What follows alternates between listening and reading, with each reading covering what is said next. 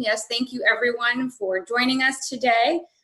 This presentation is being recorded, and also will be shared out after the session this morning.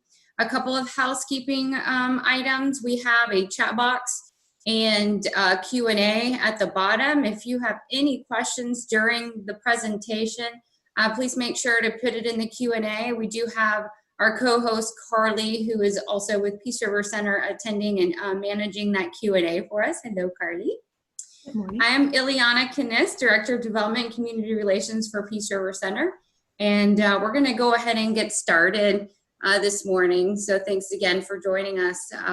Just to give you a quick overview, Peace River Center is your community behavioral health organization. We provide a wide array of services in Polk, Highlands, and Hardee counties. What kind of services do we provide? Well, we have outpatient therapy. So anyone experiencing any issues, mental health, mental illness related issues can access appointments through our outpatient therapy. During this time, we have been an essential organization providing nonstop care to the individuals that need it. However, we've modified to provide those services via telehealth. Our wide array of services include 24-hour crisis intervention. These crisis intervention services are provided to individuals who are experiencing a heightened level of mental health concerns. So crisis stabilization in Bartow and in Lakeland. So we also provide a wide array of recovery services and programming for individuals and survivors of domestic violence and sexual assault. So we have a shelter in Lakeland and Sebring.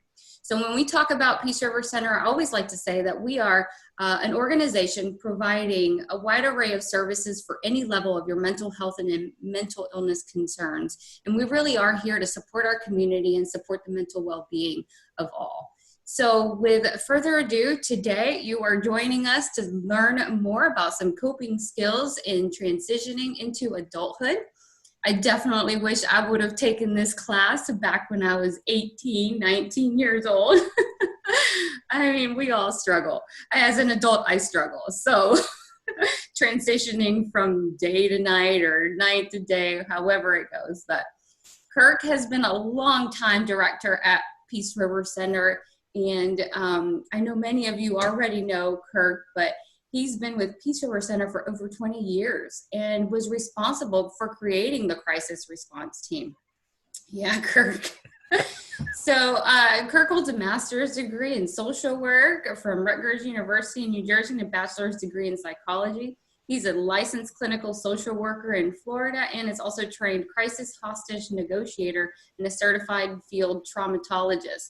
So that's a mouthful. And I know we truly enjoy Kirk, and working with Kirk is very passionate, and he's very passionate in working with our community and all the partnerships that we have with our sheriff's office and local law enforcement. So Kirk, I'm going to let you take it away, and I'm going to go ahead right now and issue just a quick poll for everyone so that Kirk can get an idea of where we are. Okay. Well, good morning, everybody, and thank you for joining us on this lovely Thursday morning. I am going to go over and jump right into the presentation and share my slides.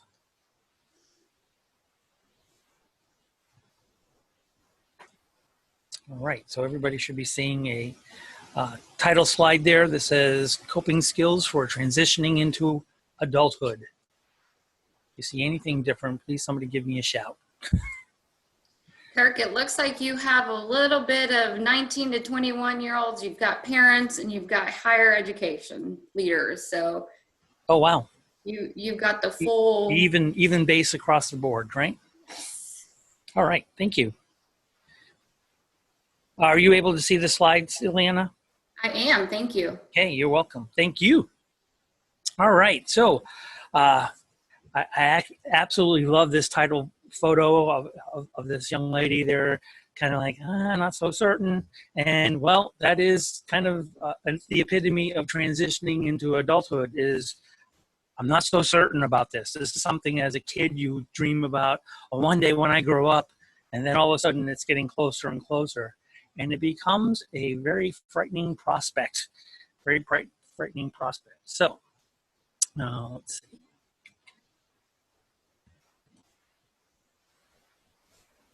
There we go.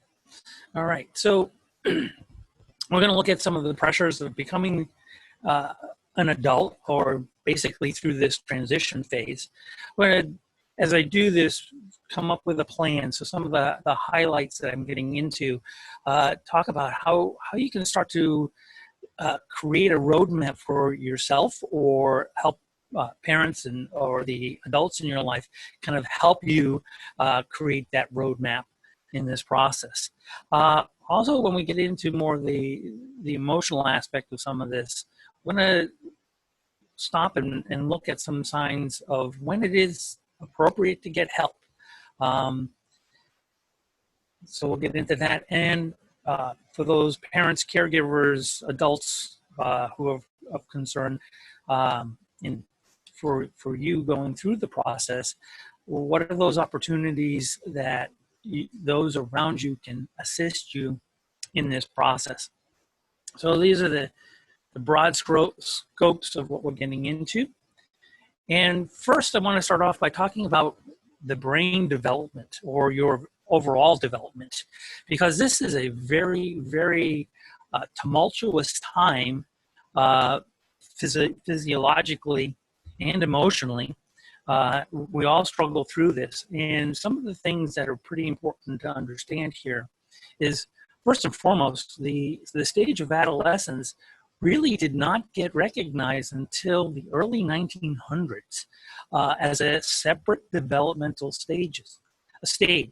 And even now, there's some discussion of breaking that down even further into a separate stage referred to as emerging adulthood, because there are different developmental struggles in each one of these areas that behavioral scientists have really begun to recognize, and also some sociologists have come to recognize as well. So the roles in our life and all of that, I apologize for that, and in the world, feed into and contribute to this developmental process. So before adolescence was really recognized as a separate kind of developmental stage, but going back to the Middle Ages, you were thought to be a little adult at that time, or kids were thought of as little adults, and they just had separate kinds of needs, and maturity happened much sooner back then, as far as society was concerned. And you had a lot of different kinds of pressures. But one of the things we know about brain development is that your frontal lobe is still developing. Your brain does not stop developing until about the age of 24, 25, maybe even 26 in some cases. And why is that significant? Well, that's where rational thought, logic come into play. As adults, that forms itself, and we see things in a different way, while that is still making its final connections and developing. What's really ruling the roost as far as the brain goes during adolescence and early adulthood is this thing called the amygdala. And the amygdala regulates emotions, and it lets us, one of its functions is regulating emotions and alerting us to stressful events in our lives out in the outside world. So the amygdala is ruling the roost here. So if you were to think of the brain in terms of three layers, you've got an inner part of the brain that's more of a lizard type of brain that does the automatic functioning. You know that's working because you're breathing. You don't have to think about breathing. That's that part of the brain that takes care of that. Your heart is beating. You don't have to think about that because that part of the brain is working. You have an emotional layer to the brain, and I liken that to a racehorse. And so you've got the racehorse, and then the much larger part of the brain, the cortex area, where it's the jockey. So you have the jockey and the racehorse kind of working together, and when they work together, they are a beautiful thing to watch. and it works well. The jockey keeps things under control, the emotions kind of go along. But in adolescence, early adulthood, the jockey is still kind of learning its skill. It hasn't fully gotten used to it. So the racehorse is running quite a bit of the show here, and sometimes it can race out of the barn and cause things to be a little bit out of control, or feels like you're out of control in a lot of cases. Things are very impulsive, and we're quick to react in a lot of situations we find ourselves in. And we'll talk a little bit more about some of that as we go along. There's also a lack of language for the feelings you're experiencing through this process. And that's a struggle that starts actually in early development when we're very young. We don't have language, and we look to caregivers and adults in our lives to be the guideposts. Here again, we find ourselves coming back to that process of looking at the adults in our lives, the caregivers, the parents, people that are significant to us, kind of being important to tell us or guide us in how we feel and emote. And it's more of that role model aspect. So what happens as we're practicing or learning this phase, we're very reactive. We're slow to identify emotions in others as well as our own, and it becomes a bit awkward. One of the interesting things about this developmental stage is we got a lot of other things going on in our bodies. We got hormones kicking in that weren't there previously, and they're creating all sorts of havoc in our bodies and making us think and see things in a bit of a different way. Our body is physically growing, and sometimes that growth process happens in spurts, slows down. Some areas might be disproportionate for a while, and those create some sort of uncomfortableness as well as some clumsiness and awkwardness as we start to get used to our new bodies as they're forming. The identity, our identity, who we are, how we see ourselves. This is a process of discovery and experimentation. This is a very exciting time. It's also a very scary time. Like I said, we're slow to identify emotions in others as we navigate this period. We tend to be much more reactive as opposed to taking that moment and stepping back.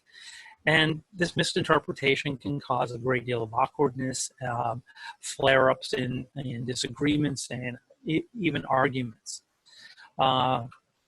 So there are a lot of changes going on here as you're not only the physical side of yourself, but your social side of yourself is trying to figure out who you are, what your interests are. So you may jump to various kinds of roles. You're creating friendships, some that may be lasting, some that may be temporary. You're looking at things you might be interested in. Erickson called this Erik Erikson is a developmentalist in the field of psychology, and he talks about this is the time where we are starting to create a healthy identity. And that's the central task of this stage. And we're struggling with fitting in versus being a little bit different. So there's some push against what is considered conventional norms, some testing of those limits and things like that.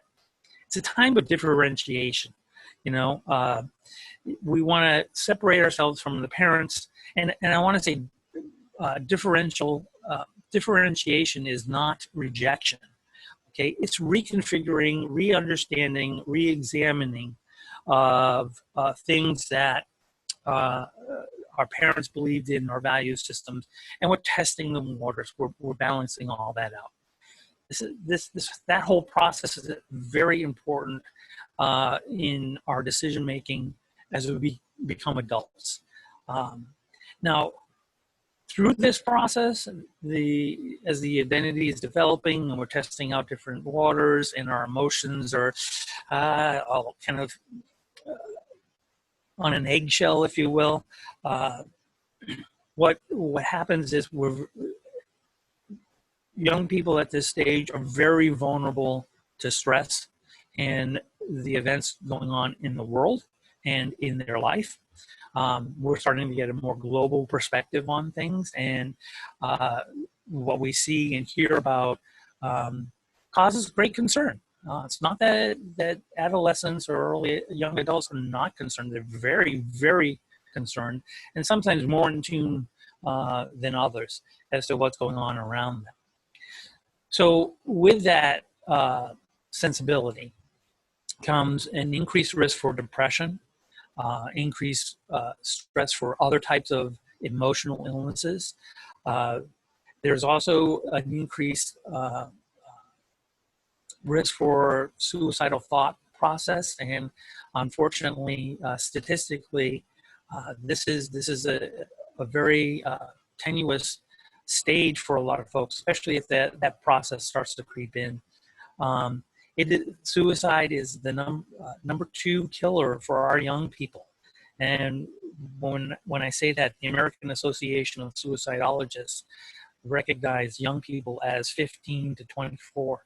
This is the stage we're talking about, and maybe even a little bit earlier, 12 being a starting age for this phase. But it's the number 2 killer. So the stress in the life, the ownership of that emotion, the feelings that somebody going through this period have are very intense, very real, and so it's important that the adults in your life work with you on some of those things. We're going to talk a little bit more about that in a minute. So as you were developing this identity and all this is the backdrop for what we're dealing with here in this stage. A lot of hormonal things going on, a lot of physiological things going on, emotional states are developing, we have brain development, then we got societal pressures coming in at you. So here we are, we're wanting to break free, we're wanting to be an adult, and it's a scary proposition at the same time as it is exciting. And it can be an exciting time. The struggles do not have to be hard. There will be struggles, and those struggles are part of the growing process for all of us. This is not about taking away those struggles. It's about setting a roadmap that can make it less stressful, less overbearing for you in this process.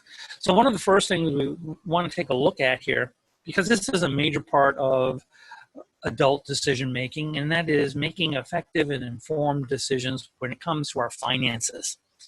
All right, so part of being independent and out on our own is understanding money, and how we work with our money. This is nothing that is really formally taught in schools in a lot of cases, and the onus for this training falls to our parents in this case, and that is all dependent on how they've struggled with money and what they've learned about money. Some of it, a lot of it actually, is through trial and error, unfortunately. So there are things out there to help you with finances. There's various groups out there, and that can be confusing to navigate as well, because everyone wants to tell you how to work with your money and how to budget. You got to find something that works for you. All right, and come up with a budget. What does a budget look like? A lot of families don't think about budgeting. It's just something that they do. If you want to get some nice things in early adulthood, how do you plan for that process? How do you plan to pay for that car that you want to get around in and drive away? Do you consider insurance and things like this? So hopefully in your younger years, early adolescence, you were given some responsibility of chores and getting an allowance. Chores do a couple of things for us, and in that process. And one of them is if you get an allowance, our first exposure to a bank was probably a piggy bank or a jar of some sort where we took our extra coins and popped it in there if we were saving for something that we really, really wanted. And we had to learn kind of that process through trial and error. And then weighing priorities. When it comes to budgeting, it's a lot of weighing of priorities and compromises. And again, having a budget is a roadmap to being able to make well-informed decisions as to what needs to happen. And ask your parents or that significant adult in your life about that particular struggle, because there are things that even adults really, really want, and they really, really can't have it because there are other priorities that come into play. Learn to write. Actually, I'm going to skip over writing a check because I think opening a bank account is extremely important. That can be a daunting task. You go into this institution that handles money, and what do they do with it, and how does that all work? It can be a scary proposition to go in there and open up an account and turn over your hard-earned little piggy bank cachet of money to some strangers who can help, hopefully, help make it grow. So once you get that bank account, keeping a record of those finances, what you put in it, what you take out of it, again, that goes back to the budgeting part of this process. And then learning to write a check. Again, another task that is very practical and very useful for a lot of us. Now, paper checks are slowly fading away, and we're converting over to the nice little card there that is a blessing and a burden at the same time. Because if you're not keeping track of it, it can be very easy to take swipe or tap or plug it in, and your money slowly, not slowly, but can quickly dissipate. So it takes a lot of effort and work to focus in on where is your money going. One of the folks that I kind of ascribed to with regard to budgeting, that was the whole principle is understanding where your money is going. That is, your money's not ruling you; you are ruling the money. As far as I know where it's going, I've got a budget, and sometimes some areas go over, sometimes go under. And how do you deal with that? Taxes. Welcome to adulthood. Taxes. Once you start working, taxes start to come into your life, and you open up your first paycheck and go, man, I could have sworn I need more money than that. What's all this? What's the FICA? What's this state tax? If you live in an area that deals with state taxes, there's money starts to, again, part of the budgeting process and understanding how the taxes work and go to provide those services out there that help everybody. And understanding that there's ways that you got to pay Uncle Sam and such. One other thing, if you're working on going to college, is scholarships, looking to see what's out there to help you get through that process. Advanced educations are very expensive, and so if that's something you're goal oriented towards, what are those scholarships out there? There's application processes with that, and what do they offer? How do you pay that back? Are they loans? Are they grants and things like that come into play? So very big step, very important step, understanding finances and getting some education around that. Now, there may be some YouTube videos out there about opening a bank account, writing checks, and things like that.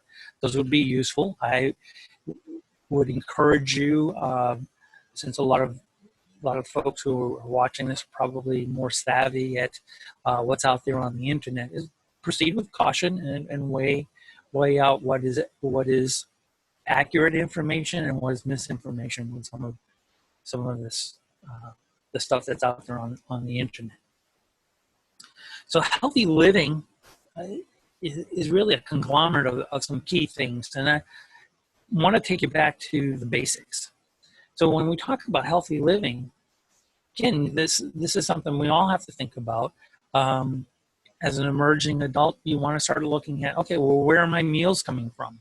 Mom and dad might not be there. Their caregiver might not be there to plan out your meals. How do they do that? How do they plan out the meals? How do they balance things?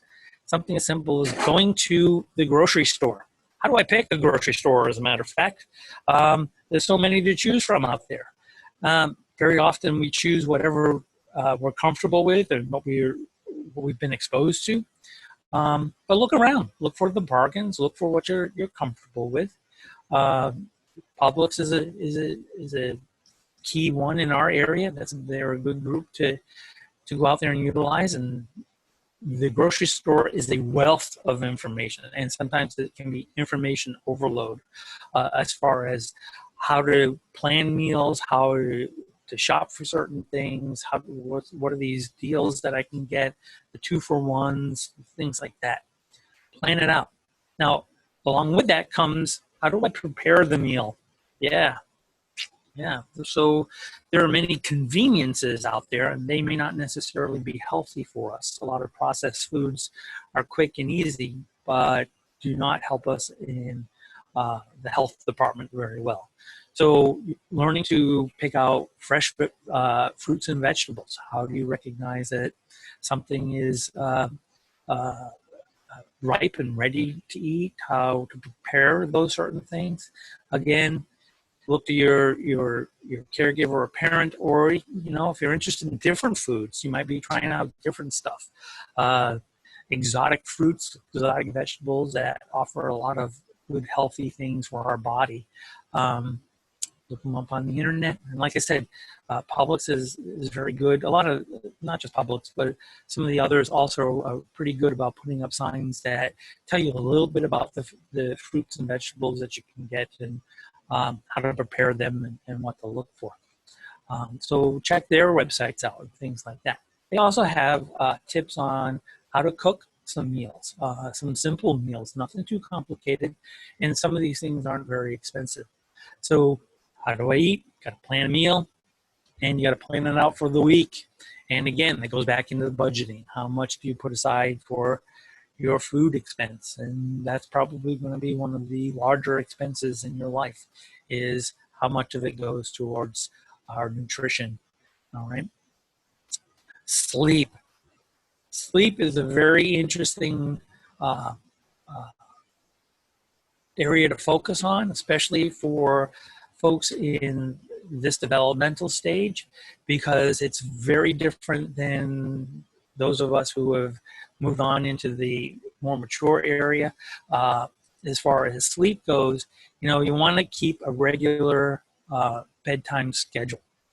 And that is going to change over time. So with adolescents, what we have found in some of the research that's out there is our adolescents are very sleep deprived, because folks need, at this stage, a little more sleep. They need about, on average, 9 hours for optimal alertness. 9 hours of sleep. Oh my God, but I want to be out with my friends. I want to go out and party. I want to have a good time and all that stuff, which is okay if you limit it and understand the impact that that's going to happen. Your circadian rhythm is a little bit different. It's a little bit off of those of us who have moved into the adult phases. And the way it works is it's about 2 hours behind that of those in the adult phase. So you end up you end up wanting more sleep in the morning phases and less sleep at night, and therefore you become night owls. And that's the party time and all that, which gets into another whole realm. So set up a regular sleep time for yourself, even if it's late. Understand that you got some things in the morning, but adjust it accordingly. Screen time. Now, this is something we need to talk about because screen time is a very important thing because, yeah, not only am I talking the large screen TV that you have or your laptop computer or these lovely little beauties here, you know, there are things here that are keep us awake. The blue light does not stimulate us to sleep. It makes us think that it's still daylight out, and therefore our brains don't slow down and doesn't release the necessary brain chemicals to prepare us for the sleep phase. So manage your screen time. I'm a big gamer, and so I have to watch my screen time as well because I get caught up in my games and get out there and play, and next thing I know, several hours have gone by. If I don't regulate it, I have to be mindful of that so that I get enough sleep as well. So that is your world. You're living in it. If you're doing a lot of work, computer programming, learning about computers and that whole process, yeah, be mindful of, look, I've got to set some time and structure that. So you need to budget time so that you can have time away from the screen. That becomes important not only for sleep hygiene, but for other areas of our life as well. And then there's exercise. Exercise. Oh my God, I got to get a Gold's Gym or a Planet Fitness membership. No, that's not necessary. If you want to do that, by all means, plan it into your day and do that. But what I'm talking about as far as exercise goes is again, getting up off the chair, off the couch, and walking outside, walking around the neighborhood. Something as simple as that actually helps to release endorphins in your brain to make you feel good and make you smile. So I say keep it simple in the slide here, and that's what I mean. Keep it simple. It doesn't have to be anything too complicated. It's just getting out and moving and reducing our obesity scale that's out there. As many Americans have been told, we tend to be an overweight country. So getting out there and walking, if you enjoy running, do that. Enjoy some sort of physical activity. But it doesn't have to be too complicated and too overbearing. All right? Find something you're interested in with regard to that. So we got healthy living, we got finances. Now let's talk about our work ethics. Okay, so again, this is one of the things that if you were part of a chore regime at your house, this is a thing that gets taught early on. But as you are starting to enter into the workforce, even as you're phasing out of college, you've got to recognize some things that you're not going to get that big office job first thing right out of college. All right? You've got to start out small. Keep your expectations real for your experience level, for your education level. But I worked very hard on my degree. I get that. Yes, you did work very hard on your degree. All right? But coming right out of the box doesn't really land you that big office job. It takes some time. You've got to build a resume, all right? Build a resume. So as you're going through school, for those of you going through schooling in college years really starts to prepare you on how to develop a good work ethic. You're going to practice some of those organizational skills. How do I put my day together? How do I make sure my homework is getting done? Do I set up a schedule for work time and study time? All right, because some of you may even work while you're in college in that process. For those of you not going into college, how do I get some experience? Well, if you're still living at home, it's very useful to get some exposure via volunteering. Right, start to build your resume that way. Get some hands-on experience. It's not just those that don't go on to higher education. This is for anybody. Volunteer. Experience is a key factor for a lot of employers. They want to see, do you understand this job? and not just from a book aspect. Because you can sit there and talk theoretically about a job, but to have actually been exposed to it, or have some idea of how it works, does a number of things. And volunteering is a very useful way, and you can put that on your resume as experience. I volunteered. I'll be very clear. I volunteered. Um, and it helps. Volunteering helps you get exposed to the politics that is the workforce. You get to learn some office politics as a volunteer. You get to practice those interpersonal skills you need to have with coworkers and clientele. You get to see what the demands are of the job, things like that. So volunteering is very, very valuable, as well as having some of those hard skills for that particular field. Now, we live in a very, very uncertain climate of job security. All right. So that is one of the stressful things that you're thinking about, even as you're educating yourself. And quite honestly, a lot of folks who are in college and learning careers now, those were jobs that weren't thought about when I was growing up way back when. Some of these are new jobs. And even those entering grade school today are starting to build careers for jobs we haven't even invented yet. So it's the change in our world, the advances of technology makes planning a career very difficult. But again, you want to have a roadmap. What is it that is, what is it that interests you? What is it that creates your passion, that gets you up every day? Now, is every day going to be rainbows and sunshine? No. There will be days where there are dark clouds and thunderstorms in the job as you start to seek the job. But you know, at the other side of that, there are opportunities where things look really good. You got to find something that you really enjoy. And again, it's easy for me to say on this side of the fence and being in my adulthood versus those of you who are struggling and trying to make those decisions, because like I said early on, this is a time to try out different things and do it. Try out different things, test yourself, struggle with it. That's what's going to build some of these work ethic principles into you as you start to look at, this is what I really enjoy. It'll help you. All right.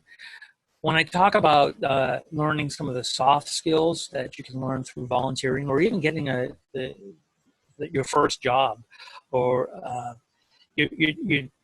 you're learning to ask for help.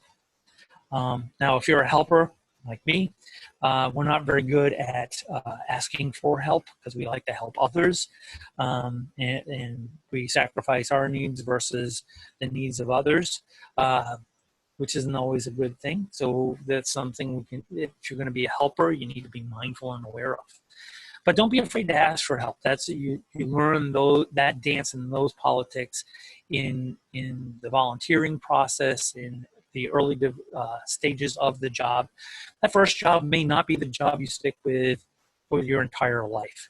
It is a stepping stone. It's a building block towards an end goal for yourself. And understand that sometimes that end goal might be shifted as you go through the work experience. Learning to accept direction is an important soft skill, employment skill.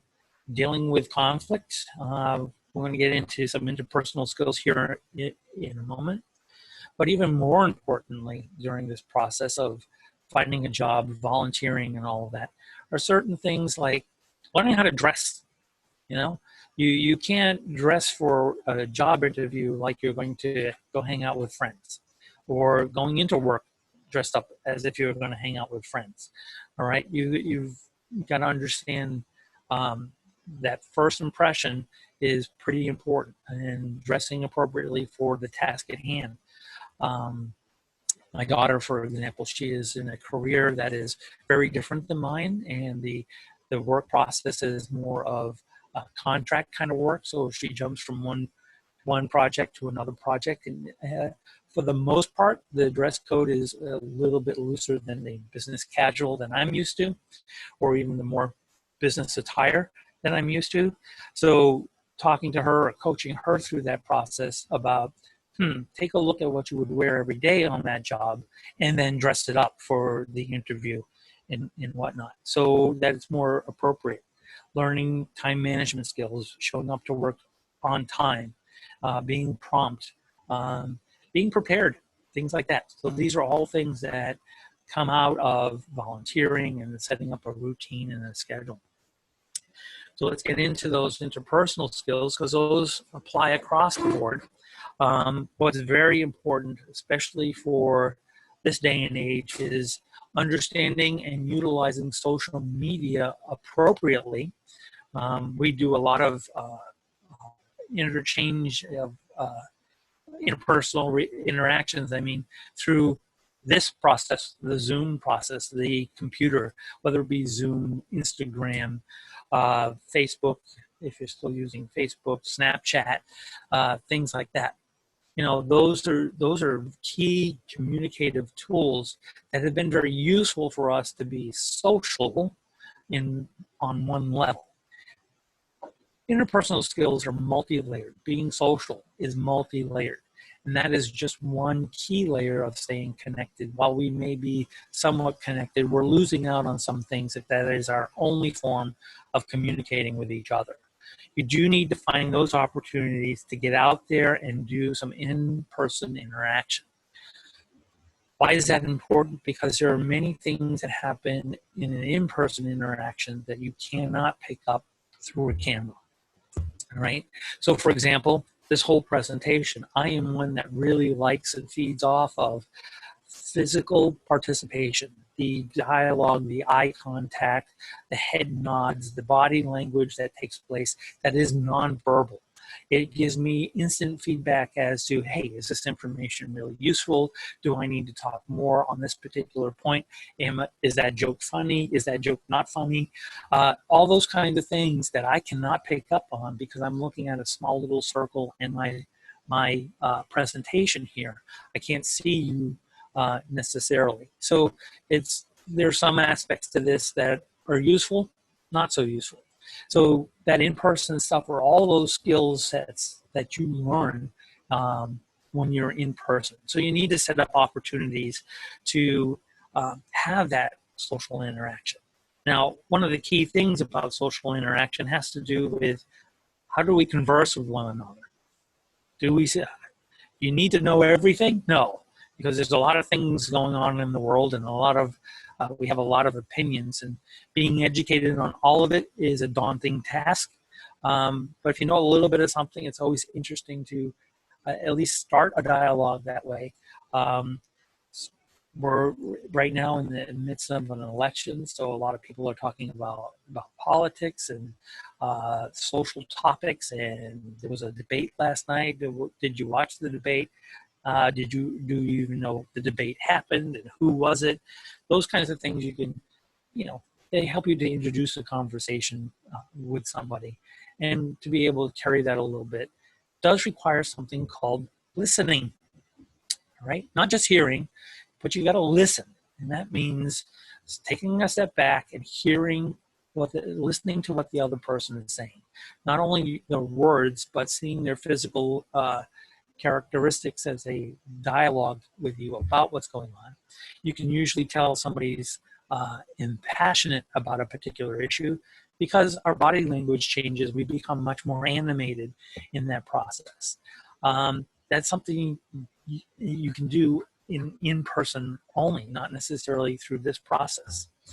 So listening is taking that moment, hearing the words, but also interpreting the emotions.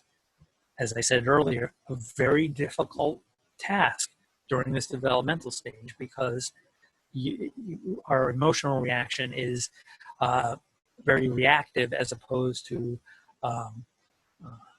responsive. So think about that process. And we can go into a whole workshop just on listening and just on conversing with one another. So those are things to explore. All right. And I already mentioned looking for those opportunities to socialize. Now, because of the reactivity of the emotions, you want to develop emotional awareness, not just in yourself, but in others as well. So how do you do that? Well, the first thing to do is, hey, check out your emotions. How do your emotions impact the situation? And when it's more reactive, what you want to do is stop and think for a moment, and get into uh, uh,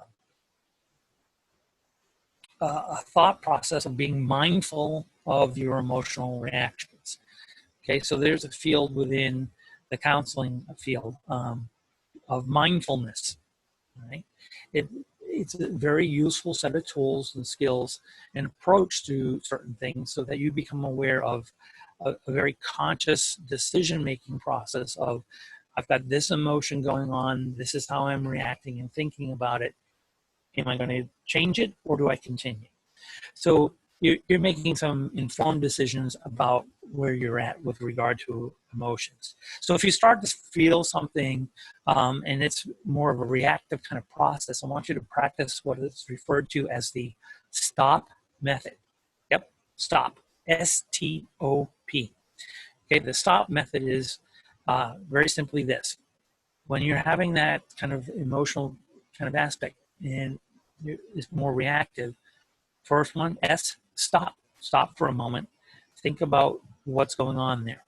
Number two, take a moment, capture that feeling. What is it? What's going on? And now you want to observe the O, okay? What's going on with my body, my thought process? Why am I feeling this particular way about this particular issue? Is that something I want to continue or not continue? How is that person reacting to the response? Now I'm saying this in a very slow manner right now because a lot of this happens instantaneously and quickly. And then you've got to make a conscious decision for the P part of the stop method, and that is to proceed. To proceed. All right. So if you're getting yourself in a place where you're being reactive, and lots of times it's good with anger, you start feeling yourself getting angry. Well, why am I having this reaction? What is going on? Not only will you begin to understand yourself better, but you'll start to understand others better as well, and recognize your emotional response having an impact on others and vice versa. All right. So be mindful when you're having those reactions too of, am I hungry? Because if you're hungry, your reactions are very much that, reactions as opposed to responsive. Are you tired or are you thirsty? Some of those basic needs there alter our perceptions and alter our ability to be aware of our emotions and our responses. Again, interpersonal skills is another area we can spend a great deal of time in. So let's talk about building resiliency, because in this stage, it's important to understand with a lot of that emotional reactivity going on, because the brain is still developing, hormones are flying there. We're practicing engaging in those social encounters. Anxiety and depression are very high in this developmental stage. So understand, first and foremost, you're going to have a lot of stress. There's going to be a lot of anxiety, a lot of worry about what's going forward. That's all part of where you're at. But understand that some stress is good. Not all stress is bad. First, recognizing your stress is a key thing. Going back to that mindfulness exercise of the stop method. Why am I so stressed out about this? What is causing this reaction within me? How realistic is it? How much control do I have over it? We get ourselves stressed out over some areas that we have absolutely no control over. And we tend to focus a lot on those things we don't have control over. So I want you to stop and think about, what is it that I do have control over? How can I change the things that I have control over? And how do I adapt for those things that I cannot control. All right. Adaptation is an important piece to the understanding your resiliency. So practicing some positive coping, such as meditation, taking your breaks when it's appropriate. You know, when I say schedule work times, schedule study time, schedule that time, schedule game time, schedule that time, but also schedule time to shut all of that off, to push that all away, and just be with you, be comfortable with you. That in and of itself is a scary task for a lot of people, just to be with themselves and be comfortable with themselves. Again, that stop method can be a short process. It can be a much more lengthy process. That's what I like about it is, you know, it's taking pause in a moment of time and checking yourself out. All right. Now, when to get help? All right. We're often very afraid to get help because of the stigma. It means I'm weak. I can't do this. I can't be an adult. And this is a time when I want to be out on my own and I want to be a very autonomous and do things. And you know what? Nobody has ever done it alone. They've always gone out and sought help, whether it be professional help, whether it be help from a dear close friend who may have gone down that path, or maybe not gone down that path.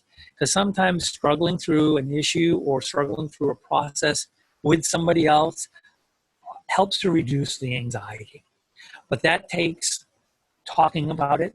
It takes pulling somebody in that you trust, that will give you some positive feedback, and will be honest with you about the negative feedback.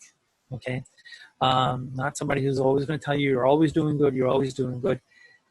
What am I not doing good too? Because that not doing good or struggling with something is how we grow. It's how we learn. So it's not a bad thing. We always want to put it in this terms of positive, negative, good, and bad.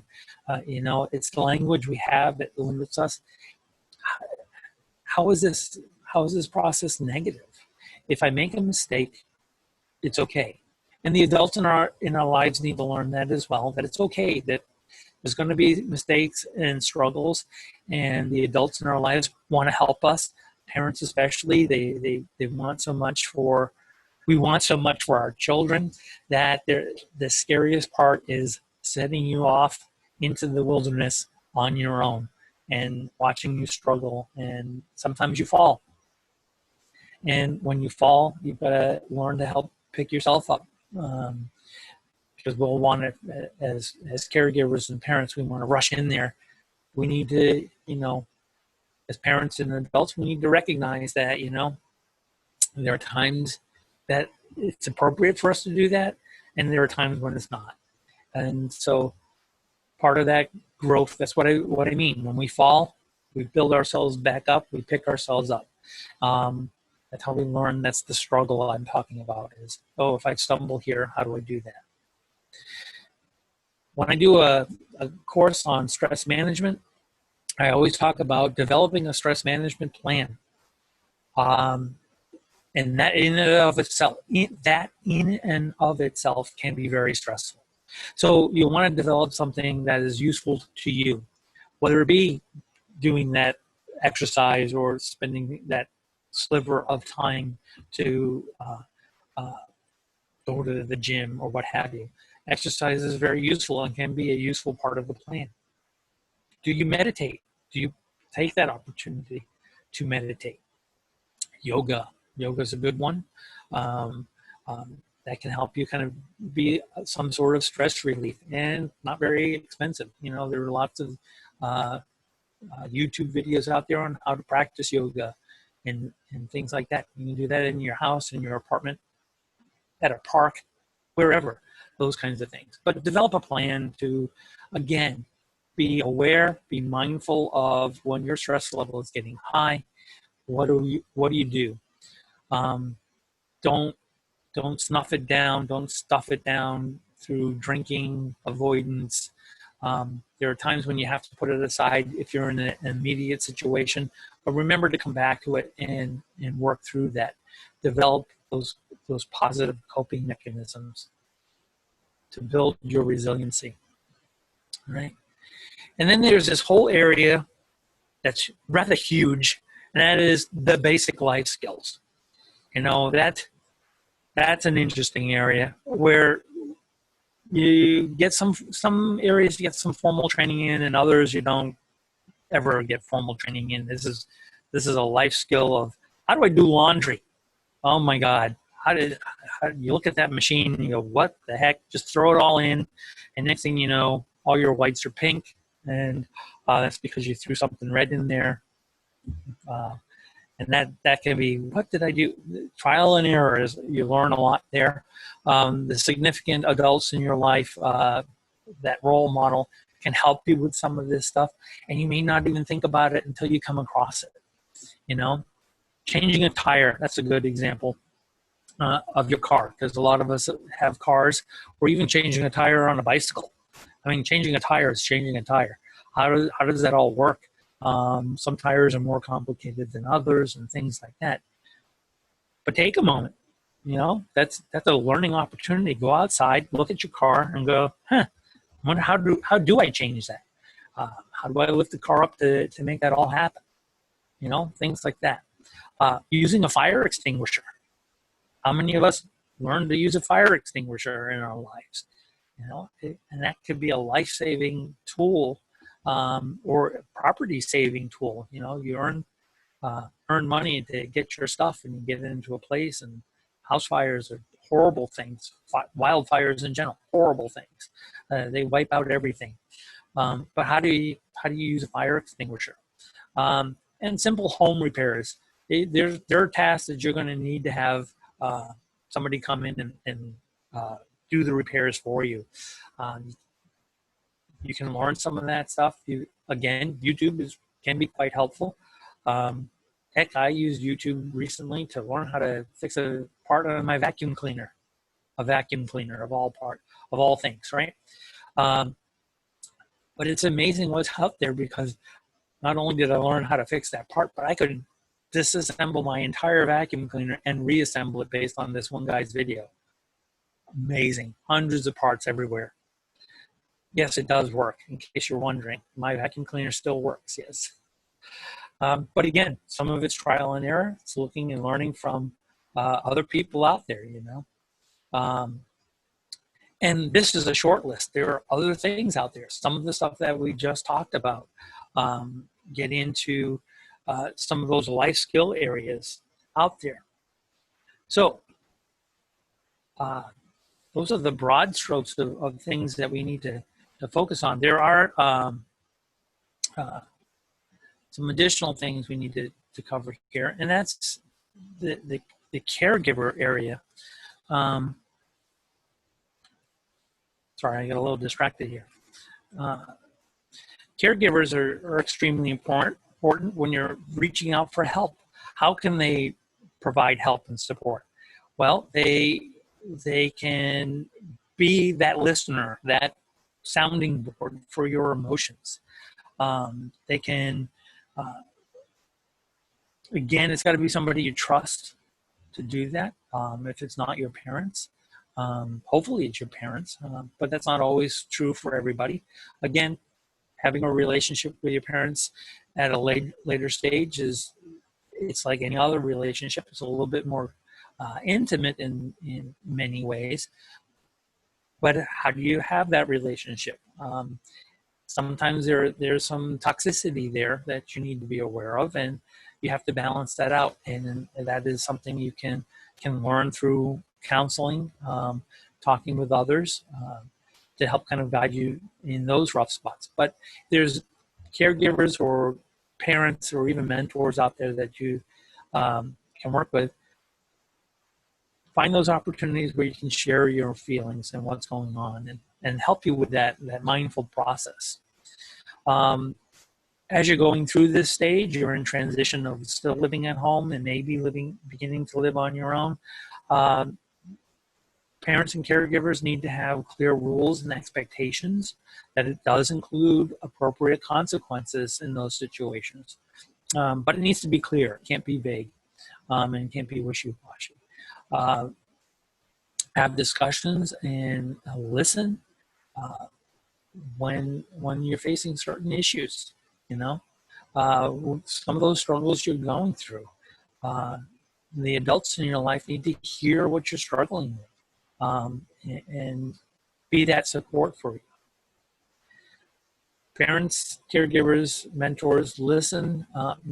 Also, talk with them about age-appropriate, healthy ways of dealing with stress and the emotions that they're going through.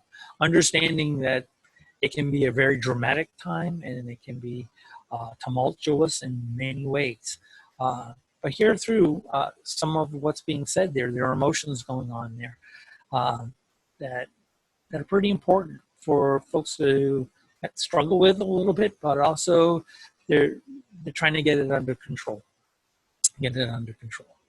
Offer some reassurance that, you know, things can get better. Let's work through it together. It's always best if you can partner up with somebody you trust, and be patient, because it's going to take a while. This is a developmental stage that takes approximately a decade to get through, and it's not all going to be simple and easy.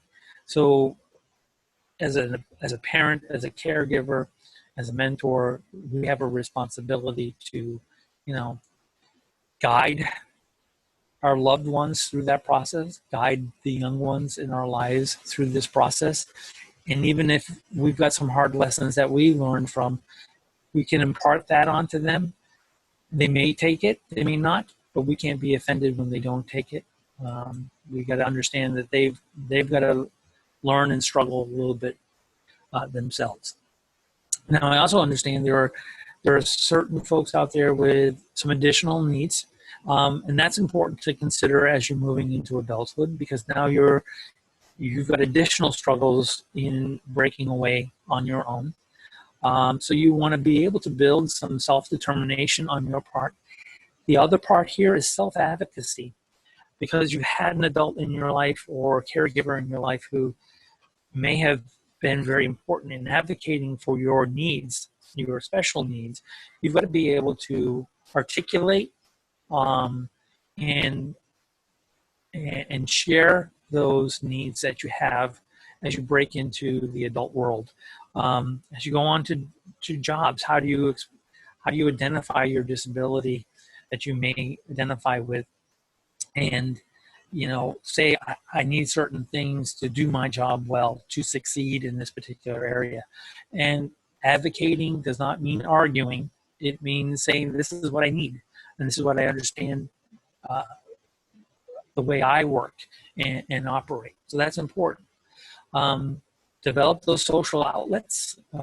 That's true across the board, but folks with some special needs have additional challenges there.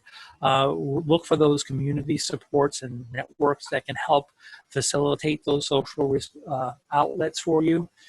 Don't isolate just because you have a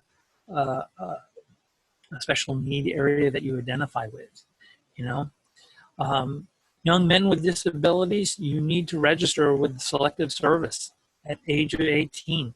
That's often a myth out there. Well, because I have a disability or identify with a disability, I don't need to. They'll just reject me. No. It's very important that you register with Selective Services at age 18, even with an identified disability, because that not doing so is more detrimental, especially when it comes to getting federal assistance, whether it be for school, whether it be for medical assistance and things like that. Without registering, that excludes a lot of things that you may be exposed to. If you're going on to other institutions for education and whatnot, that goes with advocacy, explore what are the accommodations. How do those institutions help you with your disability, help accommodate your disability? Are there certain things that they allow? Are there certain things they don't allow? Those, again, that's part of exploring those things and advocating for yourself. Investigating Social Security income programs, SSI. there are various programs out there that can be beneficial with healthcare and can augment and also help with some general assistance. You'll need to explore what's happening there for you.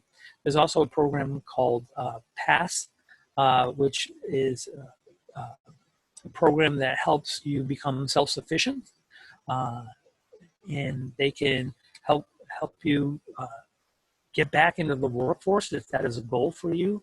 And that's one of the key things, is planning to become actively self-sufficient. PASS stands for.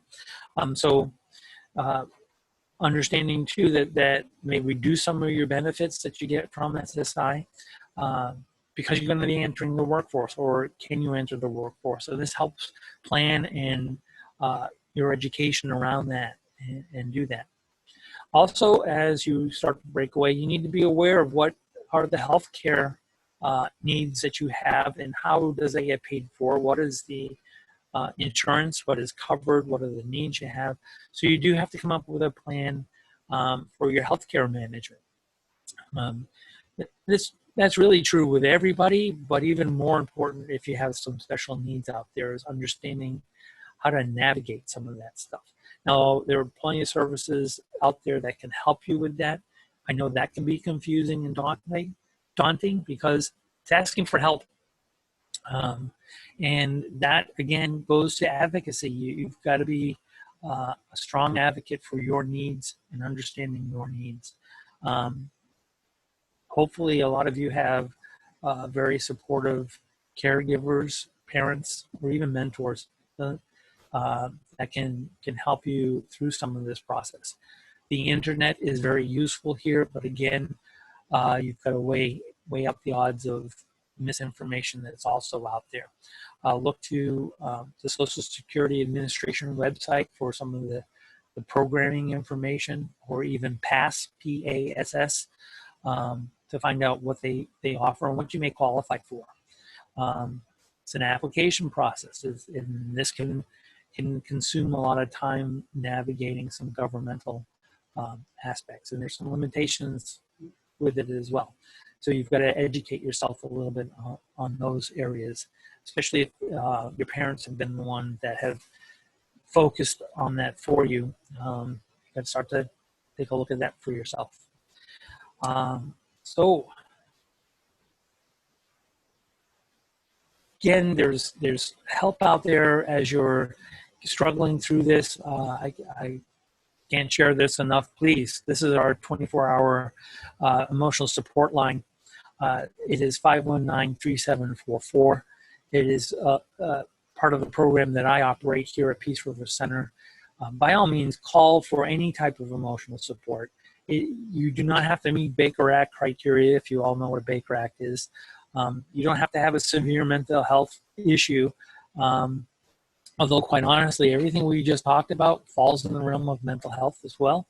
How you cope, how you deal is really about taking care of your mental health. I talk about exercise and getting out there and walking around. That's physical health, and we don't think twice about some of that stuff.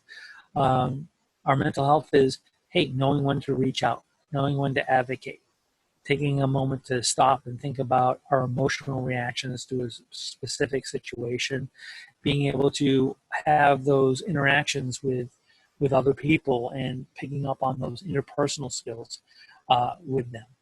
And when things become even more overwhelming and it's difficult for you to concentrate, you really can't get sleep. The worry is so excessive that it debilitates your ability to function and focus in either moving forward in finding a job or moving forward with your education. Definitely want to get some professional help at that point. Those are opportunities to reach out for those who train and work very hard in the profession to be that emotional support for somebody. So again, 519-3744 if you need to begin that process or even just talk to somebody. There are counselors there that will answer the phone 24/7. So by all means, utilize that number. So that brings me to the end of our talk today. there is a lot of information there, and a lot of information that, we could, each one of those slides, we probably could spend an entire workshop on. And in some cases, there are workshops out there for those specific stuff. Do some research. You folks you young folks out there are probably very good at searching for stuff out there on the internet. There's a lot out there, but again, weigh it out. What's good information, what's bad information. And that can happen even from various people as well. So I want to thank everybody for their time.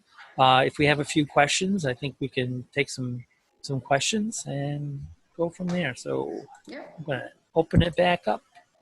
Oops. Thank you, Kirk, so much for participating today and sharing your knowledge. Thanks. So if we don't have any questions, we'll go ahead and log off. But thank you, everyone, for attending today. This will be available recording after the session. We'll email this out to everyone and also available on our website. So if you have any questions, feel free to ask or feel free to reach out to us again.